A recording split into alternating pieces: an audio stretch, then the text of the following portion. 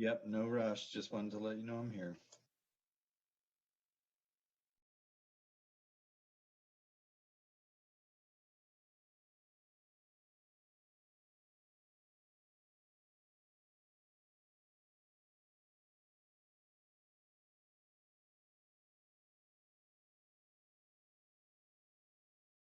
May 5th COVID-19 response media briefing. I'm Corey Portner, your facilitator for this event. I'd like to welcome our panel for today. From the Washington State Department of Health, we have Dr. Umair A. Shah, Secretary of Health, Michelle Roberts, Acting Assistant Secretary for the Division of Prevention and Community Health, Dr. Scott Lindquist, Acting State Health Officer, Lacey Fehrenbach, Deputy Secretary for the COVID-19 response, and Dan Laster, Director of the Vaccine Action Command and Coordination System, VAX Center. And from the Fred Hutchinson Cancer Research Center, we welcome Dr. Michelle Andrasic, Director of Social and Behavioral Sciences and Community Engagement for the HIV Vaccine Trials Network and COVID-19 Prevention Network. To begin today's briefing, we'll open with remarks from Secretary Umair Shah. Thank you, Corey. Good morning, everybody, and apologies that my camera is not working for just a little technical issue here, but I'm going to get all of us started here. I think all of us are having some trouble with our camera, so Corey, if you can work on that while I begin. So good morning, everybody. I want to, first of all, start by just wishing everyone a happy Cinco de Mayo holiday today. It is the celebration and the 5th of May. I hope that people remember that we want to make sure that everybody is commemorating today, but also doing so safely. And so obviously whatever you can do to be virtual and have an opportunity to celebrate safely is what we will ask all of you to do. So that is absolutely something that I wanted to make sure to emphasize. There you go. I got my camera now working. So good morning, everybody. And again, it is, let me try to go a little bit higher. There you go. Now you can actually see the top of my head. So I do want to welcome Dr. Andrasic this morning as well, and certainly our team with Dr. Lindquist, Michelle, Lacey, and Dan, and all the folks that are behind the scenes that make sure that we have a successful briefing. So again, we know that we're in the midst of this pandemic, and that means that we have so many reasons to both celebrate the fact that we are still together, but we want to make sure that we are doing things safely. We continue to focus on vaccines as a Department of Health. As you know, that our progress for vaccines is critical as we protect not just our healthcare system, but also protecting the most vulnerable within our communities. And we really want to underscore the message from yesterday that Governor Inslee, myself, and Dr. Duchin presented, which is that we are certainly seeing some hopeful numbers when it comes to our case counts across the state of Washington, not everywhere, but across the state of Washington. And what we want to do is continue to emphasize the message about the importance of vaccinations and the importance of the protective measures that everyone needs to and continues to be able to take. As you know, we started the 2-week pause in reopening. That means that we are going to continue at the current phases for the counties that they are in. The counties that are in phase 2 will remain in phase 2, and the ones that are in phase 3 will not, will either remain in phase 3, or will not be returned to a lower phase. We know that reopening is what all of us want to do, and so this is really balancing the best we can based on the fact that we have hopeful numbers, and Dr. Lindquist can talk about those numbers in a bit. We still know that not enough people are fully protected throughout our community, and we also know that we are fighting this continued this variant concern that the faster spreading variants have become the dominant strains throughout the state of Washington as well. So these are things that we're balancing. We're balancing reopening, we're balancing vaccinations, we're balancing this race against time, and we're also balancing COVID fatigue. And we know that our community members are incredibly, they've done an amazing job, but are incredibly tired of all these different preventive measures that we're all required to take to be able to protect ourselves and our loved ones. I want to start with some numbers as well. We've had over 408,000 confirmed and probable cases of COVID-19 in our state, and we have now over 5,500 deaths. As of April 16th, as I mentioned, our modeling is showing that immunity has lowered transmission, but transmission is still worrisome for us. And as you can see in this chart here, there is this real hope that we have as you start to see the flattening, and you might even be able to argue that it's a little bit of a dip at the very end as we get closer in time. And so we're hopeful that is the beginning of an end to the fourth wave. But again, we don't know that, and I want to caution everybody that it's oftentimes too soon to be able to predict if that is the case. We absolutely know that there is continued regional variation, and we know that case counts have been increasing in many of our counties across the state. As you see, the epi curve may be starting to level off statewide, but that does not mean that in certain communities that is 100% the case. So we want to make sure that our community members are remembering that this is ultimately about them and ultimately about their ability to fight this pandemic and do what they can. Even though we're in a pause, it does not mean the pandemic is over by any stretch of the imagination. The pause gives families and individuals a chance to get vaccinated, to continue to drive down the case counts, while we at Department of Health, along with our partners across the state and in our local communities, continue to review data. We want to make sure to emphasize prevention measures, the 3 W's: wash your hands, watch your distance, and certainly wear your face coverings, your masks. And then we want to make sure that people remember the importance of testing, that if you have been exposed to somebody who's COVID positive, or if you have symptoms of COVID, we want to make sure that you are availing yourselves of testing. Testing is available throughout the state now. There is no reason that you cannot get tested. We want to emphasize that. And certainly everybody knows the precautions that they can take to protect themselves and their families. So, we are seeing signs that immunity is slowing the spread of the virus. As you know, I shared this last time that if you're above the age of 65 and older, and you are vaccinated, we know that you have a markedly reduced risk of being hospitalized. And last week I mentioned that it was a 9.7 times increased risk if you are unvaccinated, a senior 65 years of age or above, the risk of being hospitalized for COVID-19 versus somebody who is 65 and over who is unvaccinated. Remember, we're trying to continue to reduce the strain on our health system, and we are doing everything we can to make sure that our health system is robust and we have adequate capacity within our system.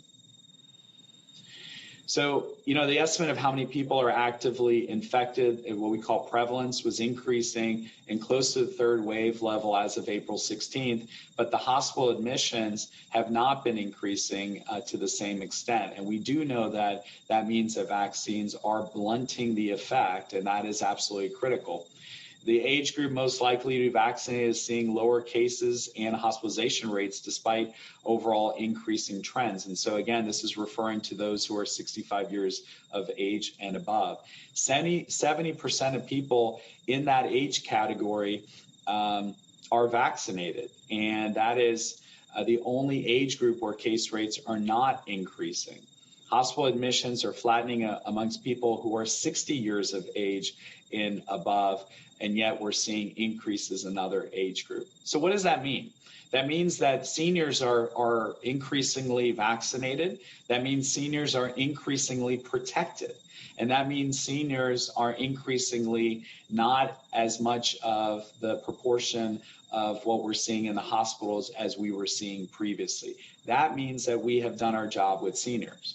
But our attention continues to focus not just on seniors, but on all Washingtonians who are eligible for vaccine. And as you know, we're now hearing and hopeful that we are going to see Pfizer vaccine eligibility being reduced to ages 12 through 15 at some point as early as potentially next week.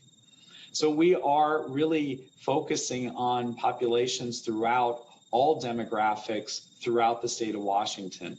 Vaccination progress means that more than 5.5 million doses of vaccine have been given out, have been administered in the state of Washington. And I want to thank all of you and all of our partners for helping us with this. More than 82% of the vaccines that are delivered within the state of Washington are or have been administered, which is a testament again to the excellent work of all of our team members on the ground. More than 30% of the state population is fully vaccinated, and more than half of our state's eligible population has gotten at least one dose. That's 55% of those who are 16 years of age or over have at least gotten one dose. I want to emphasize again the three-legged stool. We are continuing to remain hopeful for supply. And I do want to say that our vaccine supply remains limited. We are not for the foreseeable future seeing an increase. We do believe that hopefully that is going to increase over time. We are focusing not as much on administration goals as we are focusing on the fact that we need to continue to vaccinate as many people in the state of Washington. Why is that? It's because the supply is the real concern, continues to be the concern that we have, and we have, as we're having several discussions with our federal partners, we have not seen that supply is going to be increasing in the foreseeable future, although we do have some hopeful news that there will be some flexibility that the federal government is going to be giving states, but again, that there's more to come on that. If we maintain our April pace of vaccinations through May and June, about 50% of our total population could be fully vaccinated. But again, that means that we have to continue our April pace. And that is also with this three-legged stool. Remember, it's the supply, it's the logistics, and it's vaccine demand. We absolutely have the capacity within the state of Washington.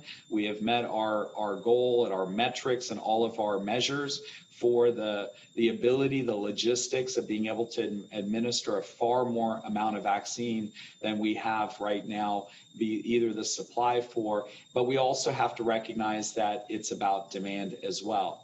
And demand is a concern for us at the Department of Health, and we have been spending the last several weeks working on a number of different initiatives behind the scenes. Some of those are public service announcement campaigns, some of those are media campaigns, some of those are media buys, some of those are working with our community partners on the ground, community-rooted organizations, and certainly doing what we can with our local health departments, as well as our tribal vaccine partners and our private sector partners through our Vac Center, as well as our Vaccine Implementation Collaborative, so that we're all in this together.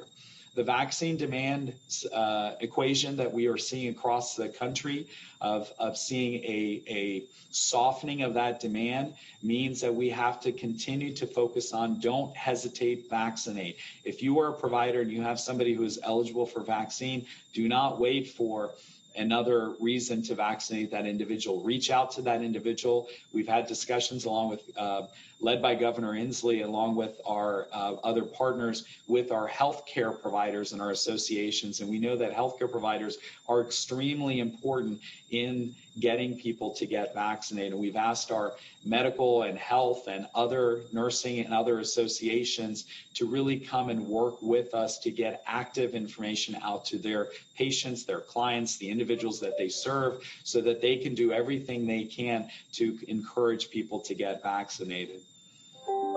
We know that if you already have gotten vaccinated, you have done your job in one sense, but your job is not fully done. It's only halfway done. Your job is only done when you help others get vaccinated too. And we want you, our media partners, to really push this message to really help us get our community members to help others get vaccinated. And there are a tremendous amount of activities that have been going on across the state. I had the chance to meet with Shelley Slaughter and the Thurston County Health Department yesterday. Had a chance to go to a homeless outreach activity that they had set up. And I will tell you that it's a continued work. As we get into this next phase of the vaccine efforts, it's not just about the numbers. It is going to really be focusing on those very difficult to reach, hard to reach populations. And that is going to be absolutely critical for us. And that's what we are focused on. Let me close with a few other messages, and then I'll turn it over to our team. We're working to make it easier than ever to find an appointment and to get vaccine. And I want to really, if we could show this, we have a new number for our state COVID-19 hotline with the Department of Health, and it's a very simple one. You can still use the 525-0127 number that we still had previously. But to help people, we have now introduced this 833-VAX-HELP, 833-VAX-HELP. And I think it's really important for us to get this number out to our community. If you are looking for how to get vaccinated, please go to our website, go to Vaccine Locator tool, and get that information so you know where vaccines are in your community. But if you have to pick up a phone or you just don't know who to go to, 833-VAX-HELP will get you into our helpline, will allow you to get information on where vaccines are. So I want to thank our team for getting this phone number. It really allows people to be able to dial that number. It's obviously a free number. We want people to be able to dial that number and get information about where they can get vaccines in their community. Again, 833-VAX-HELP. We're continuing to hear from community partners that transportation to vaccine clinics and sites is an issue.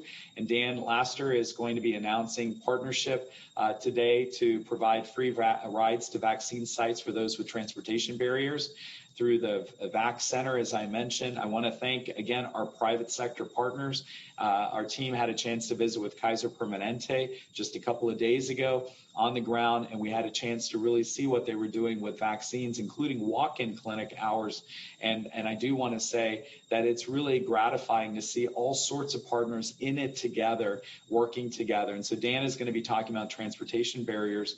So let me just close by saying we need to continue to prioritize safety over the upcoming holidays or events or milestones. We know that Cinco de Mayo is today. We want to make sure people are, again, the emphasis of the message of celebrating safely, and if you can, celebrate virtually.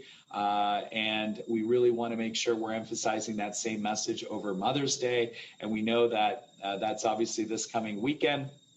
And certainly right after that, we're going to have graduations and Father's Day. So do something for your mother, do something for your family member, do something for your neighbors, do something for a coworker, and certainly do something for your community by encouraging that individual to get vaccinated and truly help us fight this pandemic.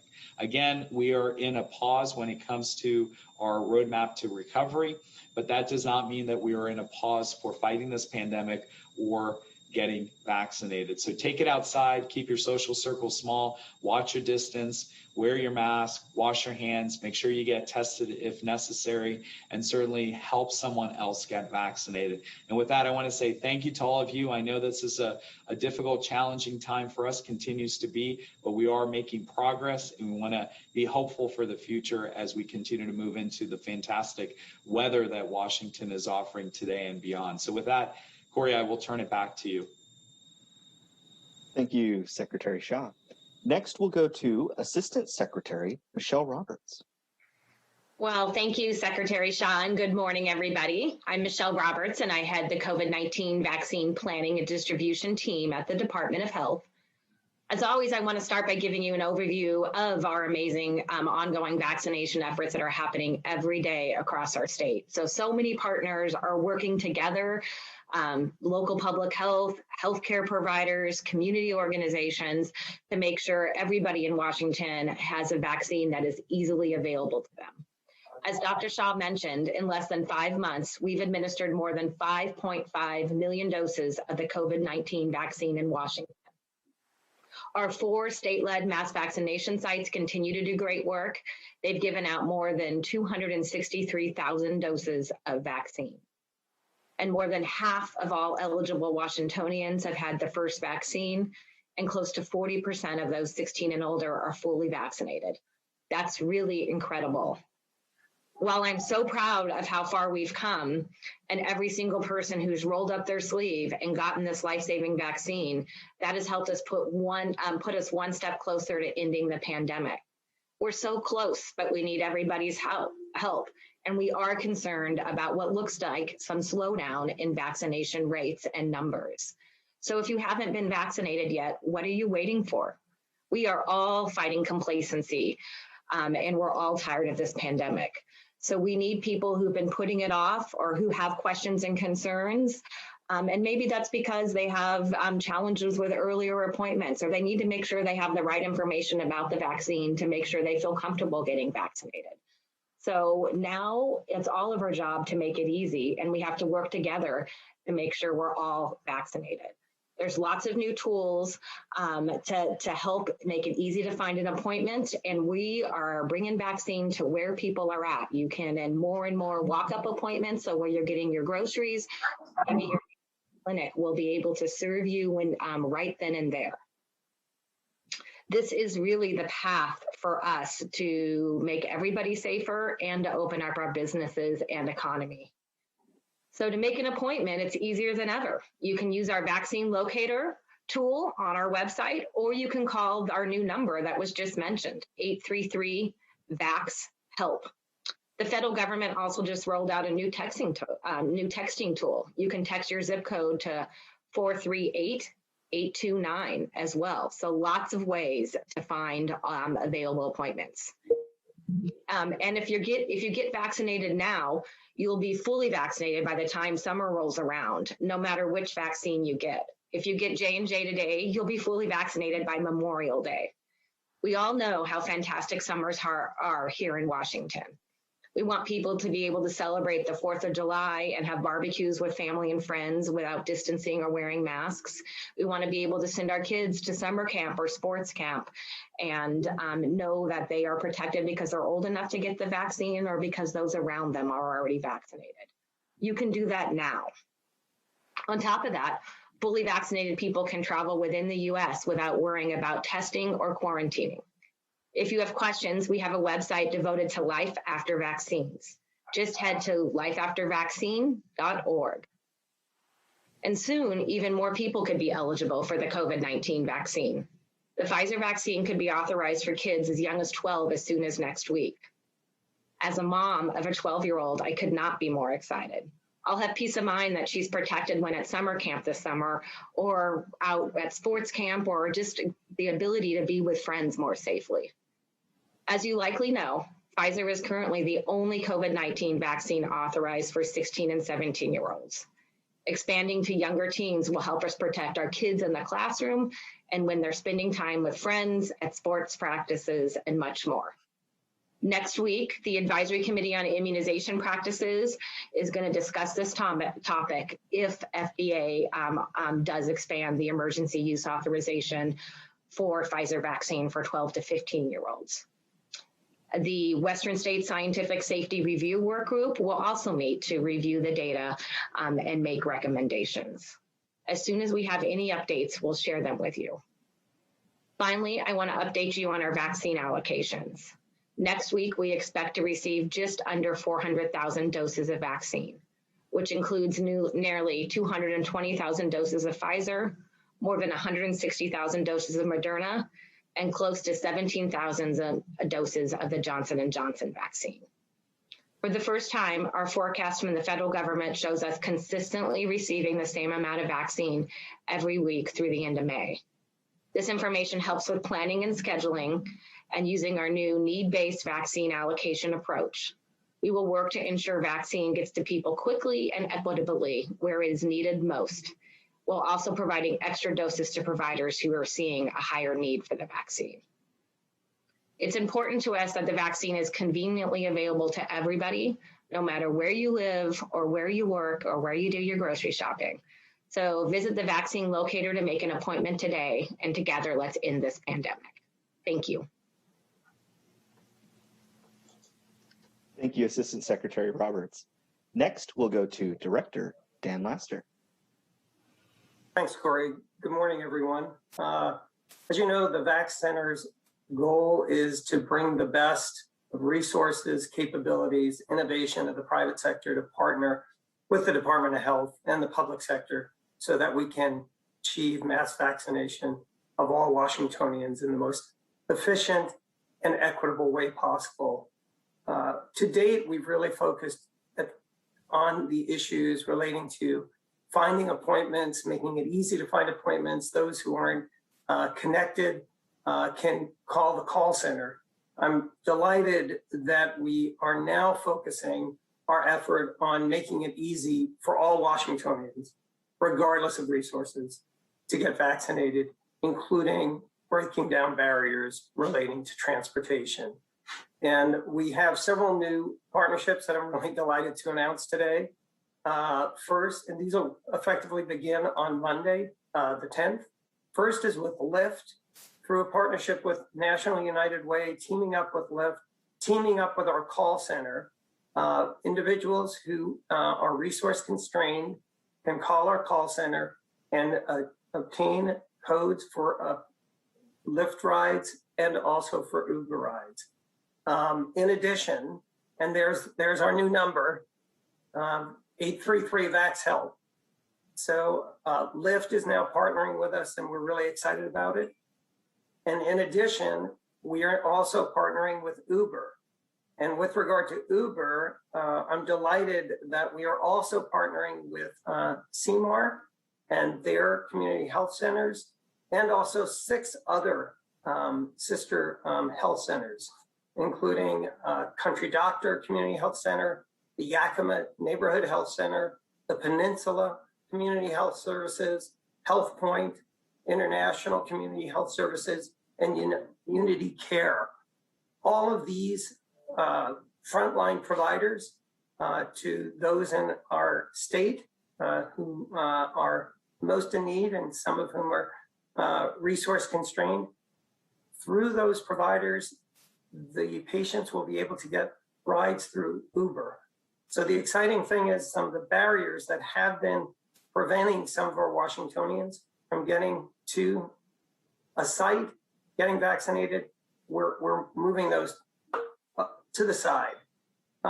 In addition, we did announce in March our partnership with both Sound Transit and also Pierce Transit. And on both of those mass transportation systems, anyone who's going to an appointment can ride free. So we are trying across the state of Washington to reduce the barriers and make it a level playing field for all Washingtonians to get vaccinated. Another piece that Michelle Roberts referred to, and Dr. Shaw has also referred to, is the issue of the ability to walk in rather than have appointments. Obviously, it's better and it is much more organized, and then you have the certainty of when you're going to get vaccinated. But what I'm excited to encourage is a Lyft driver, an Uber driver, other drivers, a family member, driving a friend, a neighbor, anyone who's driving someone to an appointment. In many of the sites across the state, those drivers can walk in and get vaccinated. So what this does is it really, through these partnerships, we're creating a win-win. We all want to get as many Washingtonians vaccinated in as easy a way possible. And through these partnerships, we are going to achieve it.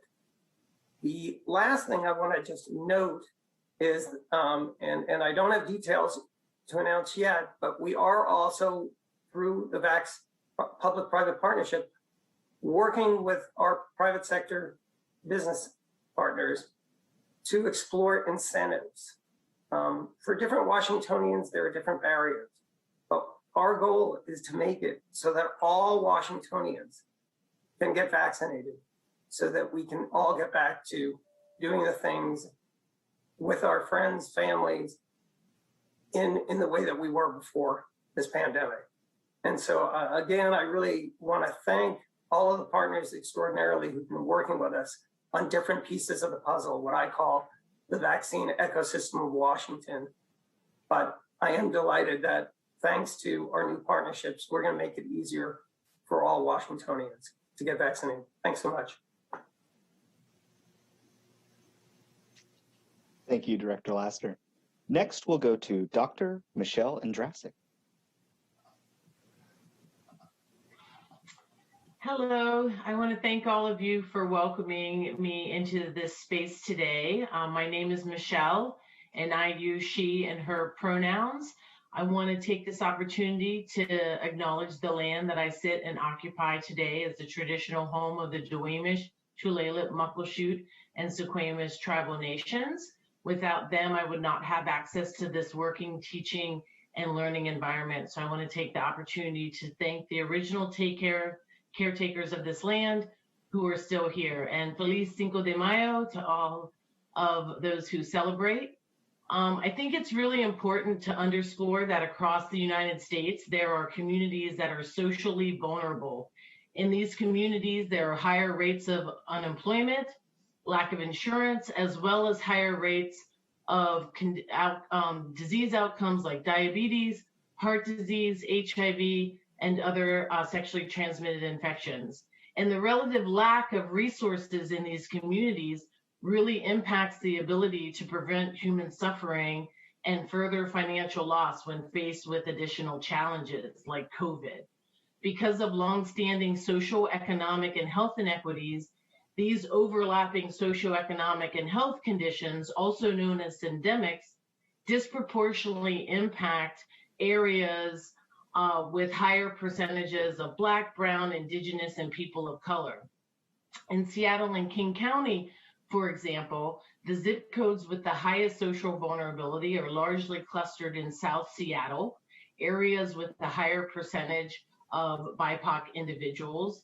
And these vulnerabilities create situations and circumstances that have not only increased the risk for COVID infection, hospitalizations, and poor outcomes, but the disproportionate impact and burden of COVID in BIPOC communities means that these communities also bear a greater burden of loss and grief at a time when they are largely disconnected from family, friends, and community who can provide support. In addition, these communities were among the hardest hit when during the past year, the unemployment rates across Washington state soared to 3 times what they were before COVID. This created additional strains on available resources and increased stress and anxiety. The significant rise in the cost of living, lack of affordable housing, and gentrification mixed with the economic impact of COVID have led to a critical increase in individuals experiencing homelessness. Homelessness here in Seattle is considered to be a crisis. Again, BIPOC individuals are disproportionately represented among those experiencing housing instability, particularly our Washington State Native and Indigenous and African American populations. Native and Indigenous people comprise about 2% of the Washington State population, yet they represent over 15% of individuals who are without housing. And African Americans, who comprise about 4% of the population, represent 25% of Washingtonians experiencing homelessness. We also know that women who are pregnant, postpartum, miscarrying, or experiencing intimate partner violence are at especially high risk for developing mental health problems during the pandemic. Additionally, parenting is often substantially more stressful, and I can speak to this myself as a parent, particularly during the pandemic. And women are disproportionately responsible for the bulk of domestic tasks, including childcare and often elder care. The stress in parenting in many studies has been shown to be greater for employed women or single parents, given the additional challenge that we are experiencing now with homeschooling. Although many of our children have gone back to school or in hybrid situations, there are still homeschooling challenges for many parents. And I think it's important to note that the number of children and teenagers seeking help for anxiety or depression during the pandemic is rising across the country. A recent study by the Centers for Disease Control and Prevention, the CDC, found that the percentage of children ages 5 to 11 seeking mental health care at emergency departments in 2020 increased by 24% from 2019. And for children ages 12 to 17, mental health related emergency visits increased by 31%. Another study published in July 2020 examined the impact of COVID-19 school closures on the identification of child maltreatment victims. They found that in the context of financial, mental, and physical stress due to COVID, and we would think that these things would likely result in additional child maltreatment cases. What we have found is that the number of reported allegations is about 27% lower than expected, indicating that child maltreatment is not only underreported, but also underaddressed. And I think it's critical that we realize that in order to mitigate the negative emotional and mental health effects of the pandemic, we will need to proactively reach out to disproportionately impacted populations to enhance social support and to ensure that communities have the resources they need to cope effectively. Efforts to dismantle systemic racism and to foster equity in health, social, and economic systems are needed and vital to mitigate the inequitable risks posed by pandemics and other times of healthcare stress. So proactive outreach and the enhancement of social supports could not only lead to prevention, but also early detection and prompt treatment of mental health challenges and symptoms. And critical to all of this is social support and access to quality services. These are both key protective factors. And I'm really proud to be a Washingtonian because Washington State is one of the national leaders in the equitable distribution of vaccines. We have achieved this, as many people have stated before me, by strengthening community partnerships and building capacity. We will need these same approaches to ensure the health and well-being of our communities moving forward. Thank you again. Thank you, Dr. Andrasik. This brings us to the Q&A segment for today's briefing. With that, let me pause just a moment, switch my screens. Our first question comes from Ariel with the Spokesman Review. Thank you. I have two questions today. The first is, what does herd immunity being out of reach or difficult to reach mean for Washington State residents in terms of things like mask mandates, reopening phases, or just the rest of this year in general? And then my second question is, if we have more substantive data on which variants in Washington are causing more severe COVID cases or increasing hospitalizations. Thank you. Thanks, Ariel. For probably a few months, and Dr. Lindquist and I were at the Fred Hutch Center, so it's interesting that we have a guest from there. We had spoken about the importance of using the term adequate vaccine coverage. And that's what I've been using for the last few months related to this concept of herd immunity or not herd immunity. In fact, I oftentimes don't use that terminology. I use adequate vaccine coverage. What we're really trying to achieve is to make sure that we have enough vaccine coverage so that you lessen the risk to individuals who are most likely to have a negative consequence, but also that you have a situation where you are able to limit the amount of outbreaks or the significance of those outbreaks. So a number of things that we're trying to do to get that adequate vaccine coverage number. Now, I will say that there has been a lot that's been made about, quote unquote, herd immunity. And as you know, that a lot of national public health folks have come out with saying that, well, 65, 70% they've either said it's not achievable or we don't know if that is the right number. And so, folks are really trying to get to a point where, they're trying to recognize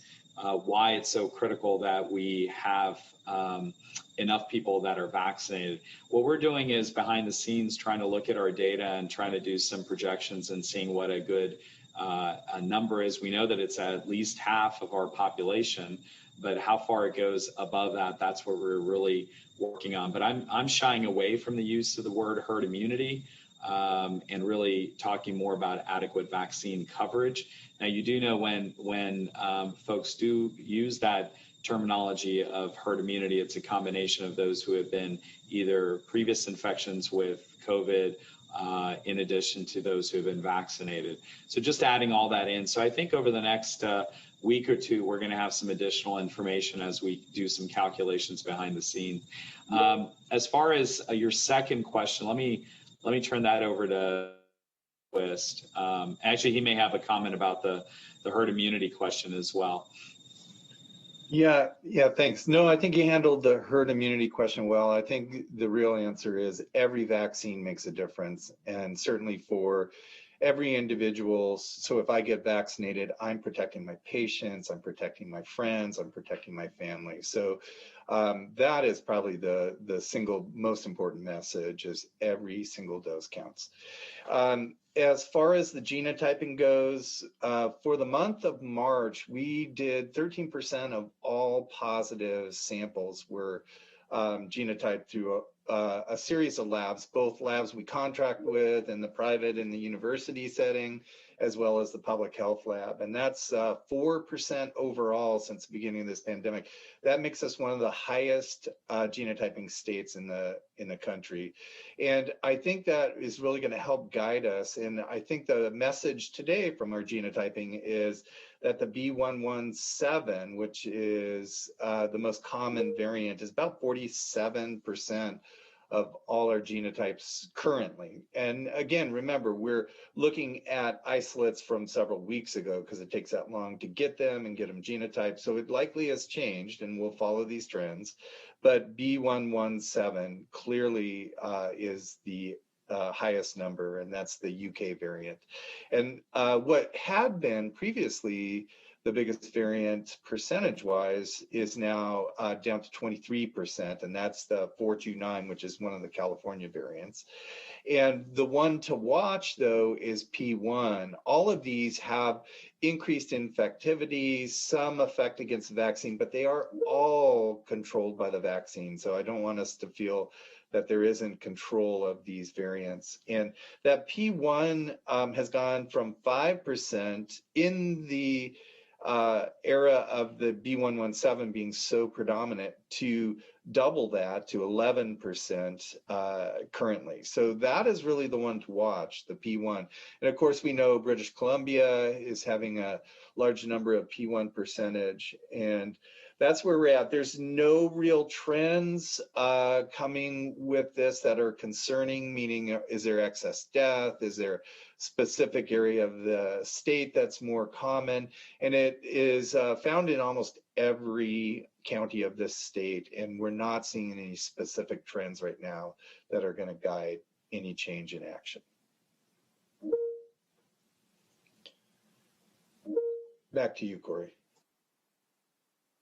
Our next question comes from Jessamine with Q13. Good morning, and thank you again for taking my question. Yesterday, we learned a little bit of a pause in the roadmap to recovery, as you mentioned, but each time these have been evaluated, we've seen a change. And I guess in 2 weeks from now, it wouldn't surprise a lot of people if we saw another metric change. I'm wondering, even though I know you'll be working in conjunction with the governor, if you could give me your medical professional opinion on whether a vaccine metric might be something that you would support being added if there are new metrics made, just considering that we're continuing to see the population get more heavily vaccinated. Jessamine, thanks for that. And, to clarify, I think we're always giving our medical and public health opinion. So just to let you know. I didn't want you to think you were speaking for the governor. That's all I meant. Got it. Just wanted to clarify. We've had internal discussions at Department of Health, and the team that's on this call right now, we actually have a strategy discussion on a weekly basis where we talk about our vaccine strategy and everything from the outreach activities, what we're doing with our partners, what are some of the challenges or opportunities that are there. So that's happening weekly, and one of these discussions we've actually talked about with metrics. Does it make sense to bring vaccines in? One of the real concerns with that, and first of all, we haven't landed anywhere, Jessamine, about whether or not it makes sense or not. We have seen, for example, what Michigan has done with its reopening. They have a vaccine metric that's tied in, and we know that other states are doing that. We're constantly and continually having these discussions with other secretaries of health and other departments of health across the country as well. Is that in the state of Washington, it's really hard to tie in a vaccine metric by itself. Because yes, we're trying to encourage as many people as we've talked about throughout this press conference to get vaccinated, while we're also very mindful of protecting the healthcare system, which was that ultimate goal, while we were also working on the metrics previously. And then in the midst of all that, we're trying to find the right metrics that allow us to do that. So it's a long way of saying, Jessamine, that it's a complex equation. And my medical public health opinion is that you can go both ways on the vaccine side. Absolutely, do we believe that vaccines are the roadmap to recovery for all of us? But in the short term, do you tie the metrics of particular reopening milestones to a vaccine goal, especially as you have limitations on supply and you have limitations on demand? That's the part that's really hard to judge. That's why we haven't come to a final, if you will, decision or a conclusion point of this. But that's our really issue. It's complex, and whether a specific milestone in a roadmap allows you from a statewide standpoint to say that, we should go in this direction or not go in that direction, that's where we haven't fully landed. I'm just trying to be as authentic and honest as possible. So yes, we've had the discussions. Yes, we're looking at what other states are doing. Yes, we're having our internal review and calculations, but we haven't landed on whether or not that's going to specifically help us with either with recovery or if it is going to be helpful or not as helpful when it comes to our vaccination efforts. Jessamine, before we go to the next question, it was a pretty intense answer to a very important question. So let me give you a moment to, if you have a follow-up. Does that answer your question? Yes, in a way. I was wondering if you and if Scott would support that as being a safe thing to add to allow opening up more. If that would help counties open up, would you support it? if that would help counties open up, would we support adding vaccine metrics to reopening? Yes, or do you think that would be premature? I guess in your first answer kind of nullifies your ability to answer the second. Well, only because the supply and the demand equation is the piece of it. So I'd like to have a better recognition of what's happening on the supply side from our federal side, but also on the demand from our community members. We've seen the softening of the demand, and so we're trying to figure out how much of that is really governmental, how much of that is truly what's something else that's happening within the community. So that's where it's a little bit tricky of saying that we should absolutely add that kind of a metric. But we are absolutely looking at it. And if you have ideas on how you think would be a fair and equitable system, please share. Scott, did you want to add anything?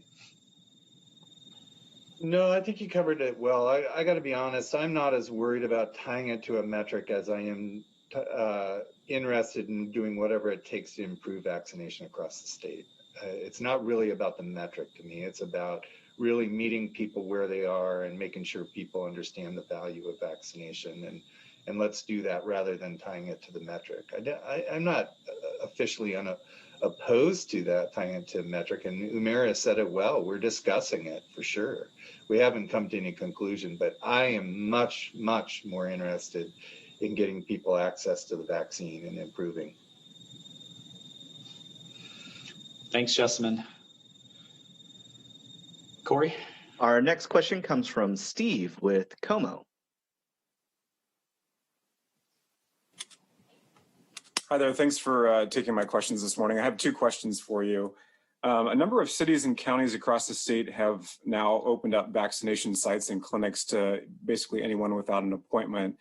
I know DOH said last week that on a statewide level, demand is still outpacing supplies based on the doses that providers are requesting and how much the state is getting from the federal government as part of its weekly allocations. When on a statewide level do you expect supplies to start meeting demand? Are we getting close to that point yet?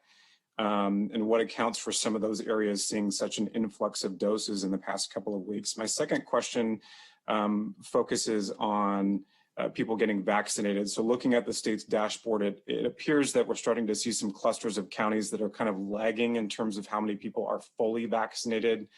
It looks like parts of like Northeast, Southwest, Southeast. Why do you think that's happening? Is it a matter of allocations for those counties not having a direct pipeline to the federal government? And how can the state address that?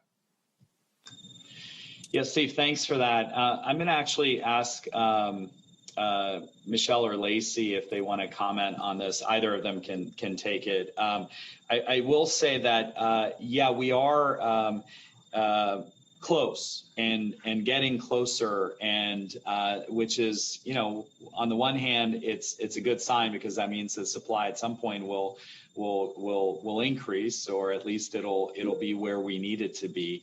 But it is also not a good thing because, let's be honest, we are seeing the softening of this demand in parts of Washington, and that is a concern. And in the Puget Sound area, we have still, from our local partners, they're saying that, there's interest, there's robust interest in getting vaccines. And as you get more and more appointments that are available because supplies are there, then, obviously that starts to stretch the system. And while the capacity is there to deliver well over the vaccine numbers that we can right now, we just don't have the supply. But when that supply is there, now you're going to start to get that demand be increasingly the real limiting step, or that third leg of that stool. That's the short leg. So I do think that's something that is it's different in certain parts of the state than others, right? So in the larger urban areas, you're seeing more of that demand. At least it's being masked, if you will, because you have so many people that are still there that are interested in getting vaccines. When you go to some of our smaller jurisdictions or more rural jurisdictions, and we've had these conversations over the last several weeks with our local health partners, they're saying that, look, in some areas that we've kind of hit it and we're not going to be able to do a lot more. And so we're trying to give as many resources, as many, any technical assistance, as, whatever we can do to help. And that includes even the mass fact sites that we had put in place. Now we're looking at shifting to even mobile outreach activities that we've already been doing, but to enhance those activities. So there's a lot that goes into this, but it does appear that we're getting close, but we're already there probably in some communities more than others. And I think that's the key message. Lacey or Michelle, did you want to take on the second part of the question? Yeah, I just want to add that this is the first week where we're seeing ordering less than what our allocation is. There's probably a lot behind that we still need to work on.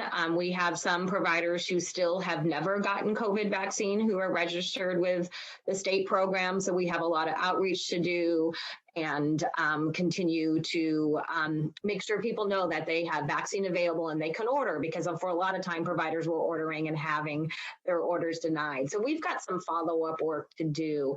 We definitely have plenty of vaccine right now with our stable kind of allocation from the federal government for any provider that wants some. And also we're kind of in a transition too, for working towards having more vaccine in refrigerators so that when somebody comes in, there is vaccine available and they can make that offer. And that's part of our work to make sure vaccine is accessible where people are. And that's a transition from when with supply was so extremely limited that we had to make sure we were getting it to the places that had the highest throughput, and it was pretty limited. So we're in a big transition here around vaccine supply and have a lot of work to do. Some of the things Dr. Andrasik said is some of the communities that are most at risk because of social economic factors or other lack of social supports. They really need, it's our job with our community partners and local public health to make sure vaccine is accessible and easy to get. So because people who are working multiple jobs or maybe don't have transportation are not going to be able to get long distances or travel long distances to vaccine, or maybe don't have time off work. And so those are the types of problems we need to continue to solve to make sure everybody who has an opportunity to be vaccinated, especially our communities at most at risk.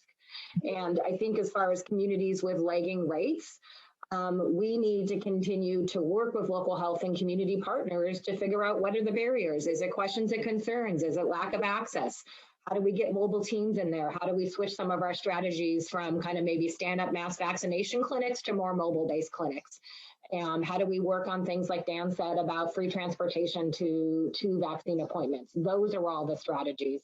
How do we have community partners help schedule appointments or have pop-up clinics at their community centers or at churches?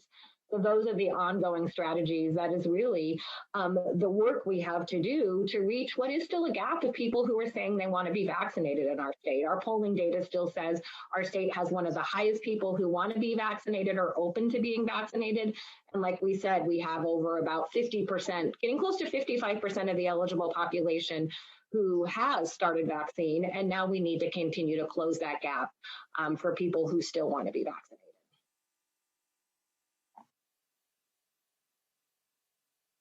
Let me also just say that, look, we have made it from a public health standpoint as a country. We have put those tools in place. They are now there. Our community members know what those tools are. It's wearing your mask. It's all the 3 W's. It's getting tested. It's making sure you're avoiding the larger crowds. We know indoors are worse than outdoors. Dr. Duchin talked about indoor ventilation yesterday. We know that vaccines are a tool that's available to anybody right now 16 years of age or above. And the tools are there. It is now up to people to avail themselves of those tools. We have, we've been at this now for 4 or 5 months of doing everything we can to remove barriers, to get vaccine supply up, to make sure the capacity is there to meet our goals that we've been setting on a daily basis or a weekly basis or a cumulative basis. We've done everything we can think of, and now it's really about people getting vaccinated. And at the end of the day, we can do as much as we can to incentivize, and we're absolutely doing that as well, or working behind the scenes to work with our private partners and our public partners and seeing what else we can do. But it's really ultimately up to our community members. And we have to recognize it is up to our community members in order to make sure we are successful with this. This is all about everyone together. And unfortunately, if we don't work together, then we will not achieve the vaccination coverage that's going to be adequate to continue to fight this pandemic in the way that all of us should. We have 3 more reporters in the queue for today. So our next question comes from Nicole with Cairo. Good morning. Thank you so much for taking my question. Could you tell me what percentage of Washingtonians who are getting either Pfizer or Moderna are skipping their second dose at this point? And if you have any idea why people are tending to skip that second dose? I'll let Michelle do the numbers specifically. I will say that, we are hearing from our providers, sometimes people are just forgetting that they have a second dose that they need to do. There's confusion that they need a second dose. There's some confusion about J&J's 1 dose, the other 2 or 2 doses. People think they're forgetting. Sometimes people are just misplacing the appointment times, dates, and then thinking that mistakenly, well, if I've already missed it, I can't go back.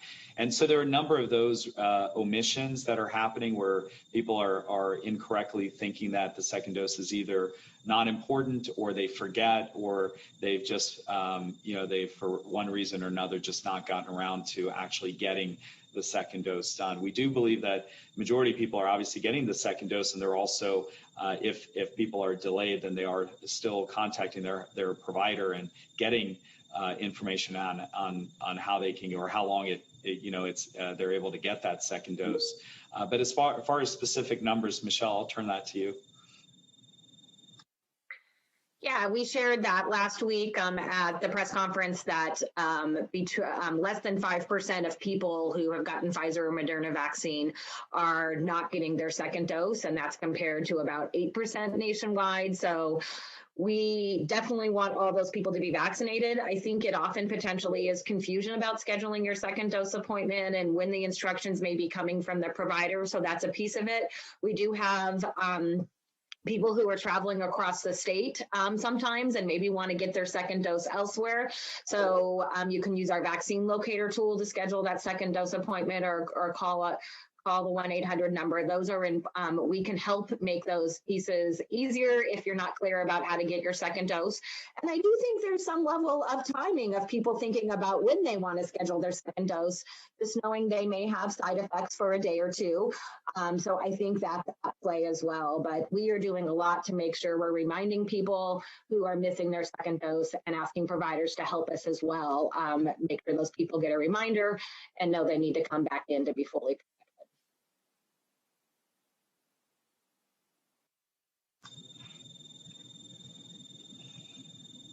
Our next question comes from Steve with King 5.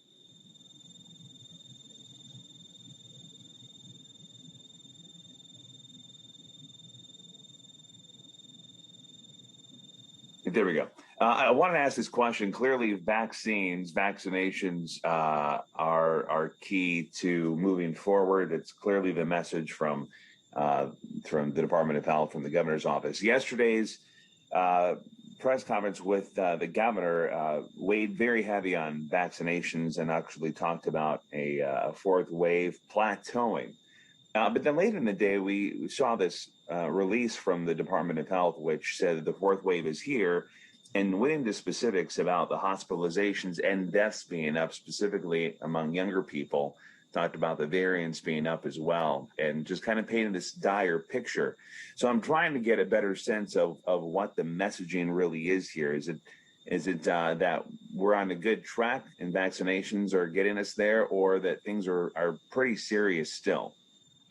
Yeah, let me turn that to Dr. Lindquist, Steve, only because he has a hard stop in just a moment or two here, and then get his thoughts, and then I can just add anything that he wants that he may not say.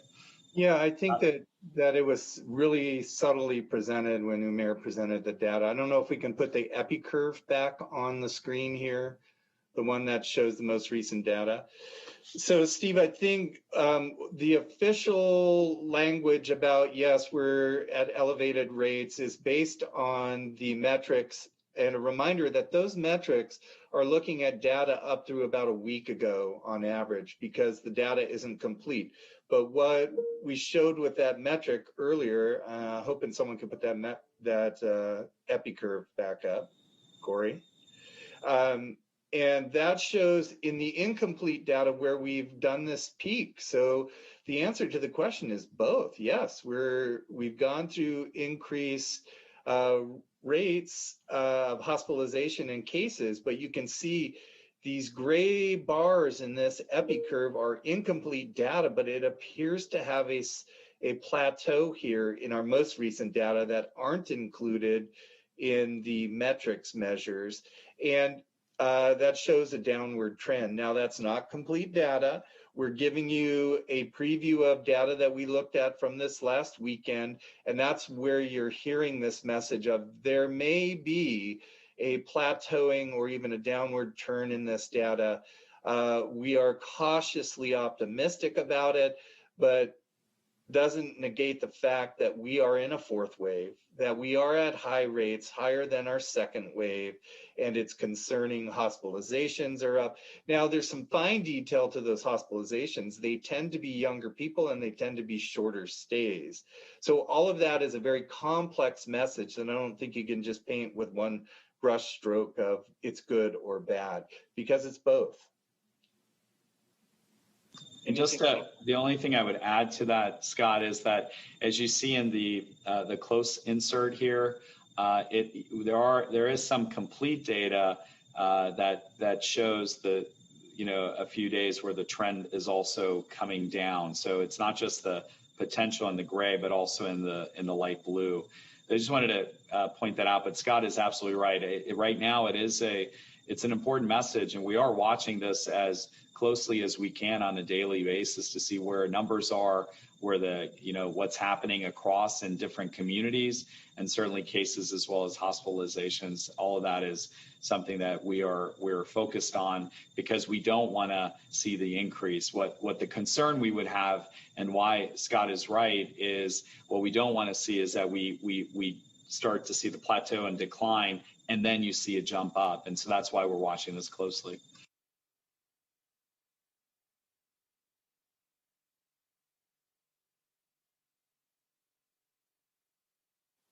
Our final question comes from Paige with the Seattle Times. Due to audio issues, I'll be reading the question on her behalf, although she is tuned in to hear your responses. So, question is, how will the Biden administration shift to reallocate doses affect Washington?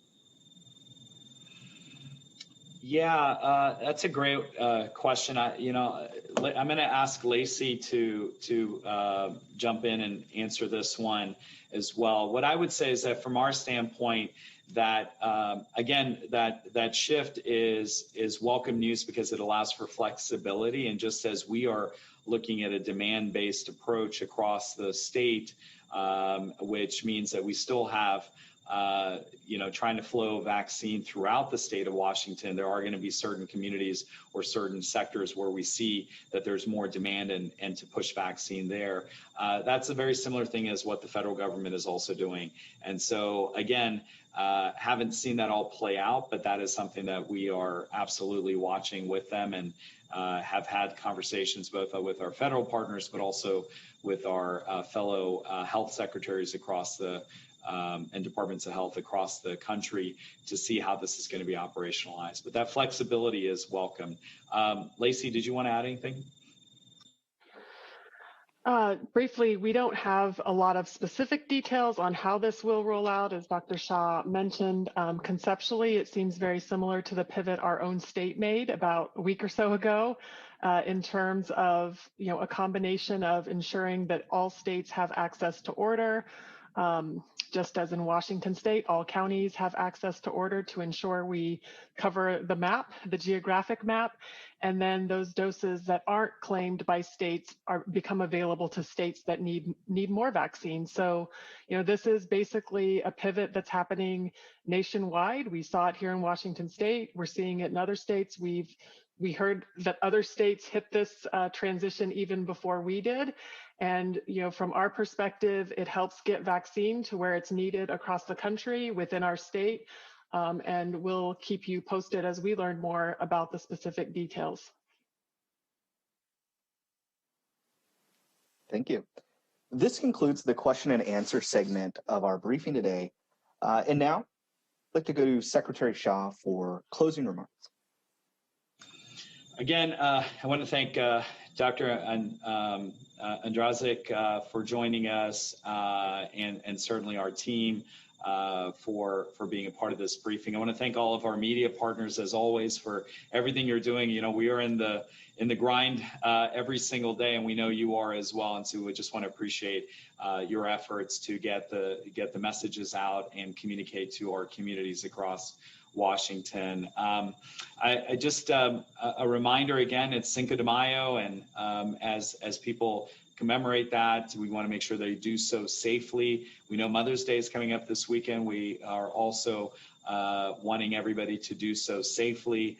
And ultimately, it's about our loved ones. And, we talked about this yesterday at the press briefing with the governor, that if it is not, if you do not get vaccinated for yourself, if you don't believe that it's important for you to get vaccinated for yourself, we would ask you at least to get vaccinated for your loved ones or to protect your community. And that is really the key message from us, is don't hesitate, vaccinate, but also to be kind and remind others to get vaccinated. Do everything you can to help them.